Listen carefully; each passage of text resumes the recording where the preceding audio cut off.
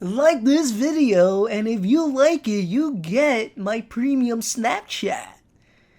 So just make sure you like the video. Like, just don't like it, like, mentally. Like it for real. Like, press the damn button. And don't forget to subscribe. Hey, Proguides came out with a video a week ago saying, you're using training mode wrong. Let's see what they say.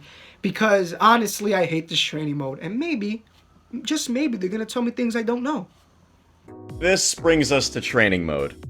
Although it has plenty of, flaws, training mode isn't just good because it's the easiest way to practice, but understanding how to properly use this tool will help you improve in many ways. Yes, it can help you to an extent, but a lot of people know by now that it's not the best training mode ever. It's really bad. And it only took them a minute and a half to get into the actual video. If you want even more ways to practice, Proguides.com. Oh, never mind. The video hasn't started. They just they lied to me. Wow, it only took them about 2 minutes to actually get into the video. More so than anything, training mode is a place to practice execution. I agree. In order for you to get muscle memory in terms of combos, you do have to like use training mode to that extent. Start with ground movement, making sure you can foxtrot and dash dance cleanly. I had no idea that I can practice dash dancing in training mode. I was wrong. They taught me everything I need to know. I don't even... If you didn't know, canceling run into actions can be done by either releasing the stick or pressing down while running. Guys, it's been 4 minutes. When are you gonna tell me how to actually utilize the Smash Brothers training mode? I wouldn't be so upset at this video if they would have just put beginner guide. That's all they had to do. And I wouldn't be making this video on how you can actually utilize the training mode to an extent. Practicing parries. Everything in training mode is much easier with the reset input. By pressing both triggers and the A button at the same time, you can reset training mode. We're 7 minutes in, and you're giving me the most basic information. I can't believe this. I think you get the point. I think everything they said, I think mostly players that have used this once actually know. I think this video is really just made for beginners, and the fact that I'm doing this video is that they just didn't put beginner's guide, because then I wouldn't have a problem. And I'm going to show you unconventional ways on how to use this awful training mode. So sometimes you gotta pull a Sakurai, and what is a Sakurai? You gotta use 2 controllers, and what can we do? This was the training mode we got. It's the only way we can optimally use the training mode without having to mod your Switch, because A, either you can't afford the mod, or 2, you're afraid that your Switch is gonna get bricked, which are 2 valid reasons why you're not modding it. So you see, one controller controls the CPU. You go, because you gotta go to the CPU behavior and you put control. Now I'm gonna practice my ledge. Normal get up. There. Alright? That's basically what you gotta do. It's so horrible, right? It's horrible that you have to really use 2 controllers to optimally use this training mode. Literally right here. You see? Pulling off a Sakurai, as unconventional as it is, I think characters who can ledge trap fairly easy with simple punishes benefit from this a lot. Now, characters with more intricate, more complex ledge trapping, it really won't work on them because, again, you're using one hand. But yeah, I think it's still pretty decent for what it is. Well, how about you want to practice to see if your opponent can shield after an aerial or a tilt attack? How would you go about it? Well, I'm going to show you how I go about it. Either you get tape. Yeah. Tape, but I can't afford tape right now because I'd rather buy food than tape. I literally use, this is a keychain thingy, a key vineyard or whatever you want to call it. This was controlling my CPU. I grab the L button, so we're going to squeeze the L button. We're going to tie a knot. Notice how the material is covering the L button. The reason why we want to tie a knot is because you want to make sure that there's a lot of pressure on the L button so the L button doesn't rise, so the CPU doesn't stop shielding. Wow.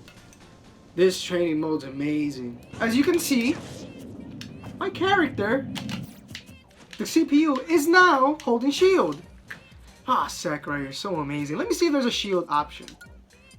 Let me see if there's a shield option in the No, there isn't. There's no Proguides. You're giving the most basic information when you gotta come to me to get some of the best information.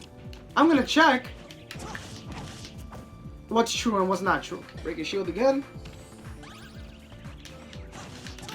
See, now that's true because my character wasn't shielding. So if that's true, then that means because our down smash comes out frame 6, that means this is true. So let's see if Fair Dancing Blade is true. Okay, well if I hold it in the beginning, now I know that if I hold down the downwards variation, it's not going to be true the last hit. And if I'm too slow, it's not going to be true either. So this is a decent way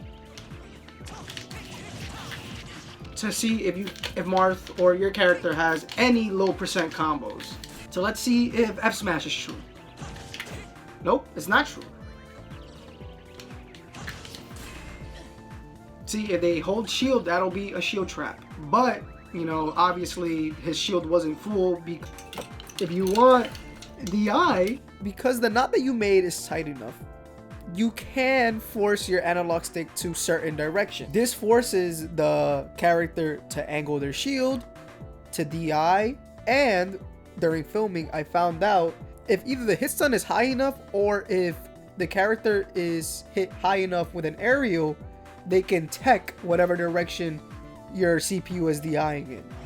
Now look, see how my controller is now pressing the button and it's going left? Now it's gonna show me, now I can do tech chases.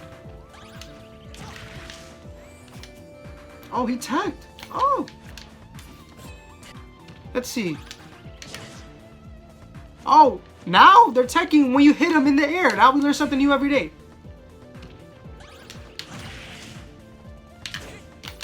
So now if you want to practice spikes, I guess you can do it. Let's see.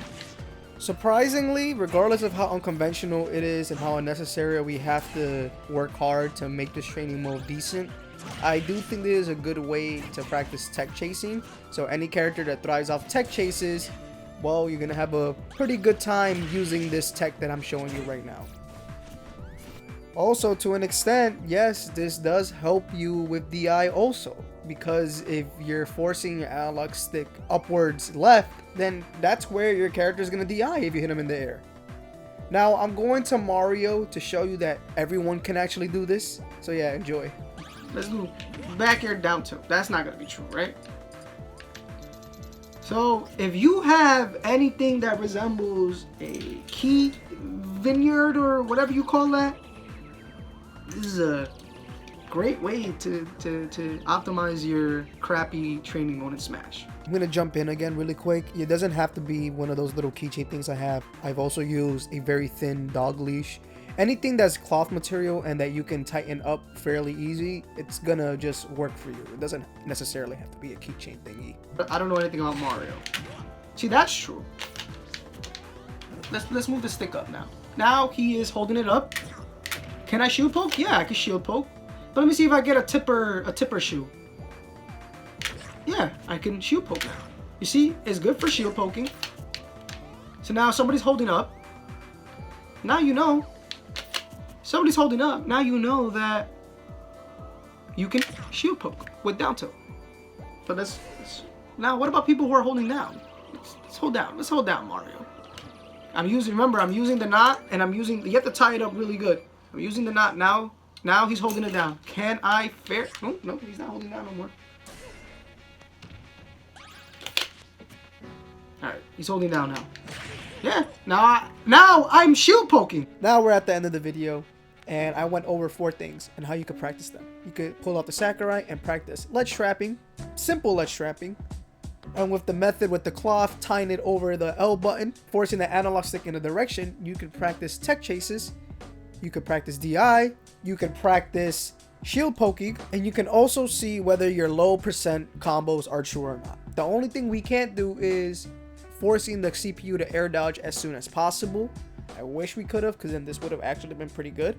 I know I was pretty loud and I know I was pretty hyped throughout the video, but you gotta understand, when I see videos like Proguides getting thousands and thousands of views with clickbaity titles and very nice thumbnails, that means that they have the manpower to go above and beyond, but they don't. And they trick players who already know this information into clicking their video, thinking they're gonna find useful information they've never known before. And then they watch it, and it's just a beginner guide. And there's nothing wrong with being a beginner guide, and there's nothing wrong with teaching players basic information, but at least let it be known. Don't trick people into clicking the title when there's useless information like the combination you use to reset training mode or to quit a match. Anyways, this is your boy X. I hope you enjoyed the video, and I'm out here.